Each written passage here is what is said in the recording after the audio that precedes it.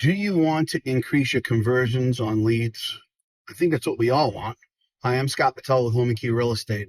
Over the last couple of weeks, I've been really talking about how leads are a waste of money. At least leads are a waste of time if you don't have a couple of things in place. One being a sales process, two being a tool to maintain and monitor and keep the follow-up moving. Third thing, knowing what to say, what not to say.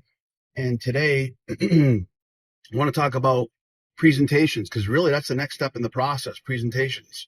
Do you use the same presentation at every presentation type? In other words, when you go to show a property, do you present that the same way each and every single time? Give them direction as to what you want them to do, what's going to happen next. On a buyer presentation, buyer agent presentation, do you have the same presentation every single prospect, every single lead? Same thing with a listed presentation, do you? Is it the same thing over and over and over again?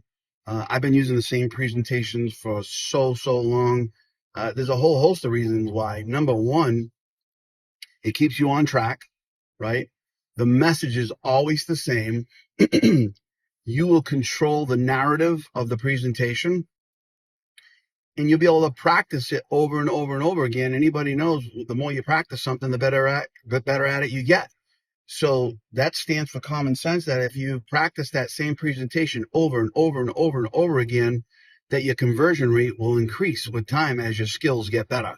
So it also allows you to time I could tell you how long a presentation is going to take for the most part. Some people have a little bit more questions than others.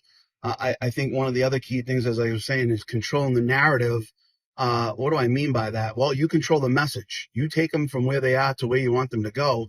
And part of the key part, you'll have confidence because you'll know the presentation. I can just look at it on the laptop. I started using this presentation back with a 3-ring binder and plastic pages and putting the sheets in the plastic pages, and then with technology converted it over to a PowerPoint presentation, and it's pretty much the same. Yeah, I've had to add a few things over the years because of the tools and technology changes in terms of what we're doing to promote the business, but you'll have a tremendous amount of confidence when you know your stuff inside and out, and you'll learn that along the way, there's only a handful of ways that a prospect can come in with an objection. That's what freaks most agents out because they don't know what to say or how to handle it. But when you control the narrative, you'll know where the objections can come in. And again, it's only a handful of objections that are going to occur over and over and over again. So once you practice those and you know how to handle those, you're not full of fear. You're not full of worry. Am I going to say the wrong thing?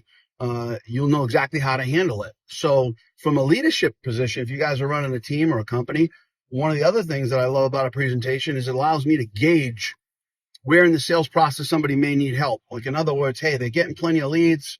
They're using the follow-up tool. They're booking the appointment for the presentation. They're getting to the presentation. It's stalling out. So we know, okay, we got to practice on that presentation. We got plenty of leads. We're saying the right things on the phone. We're doing the right things in our CRM.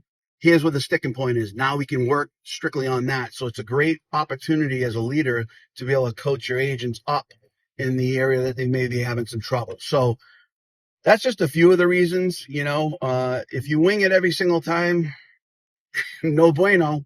You won't have the confidence that you really need to execute and convert at a much higher level.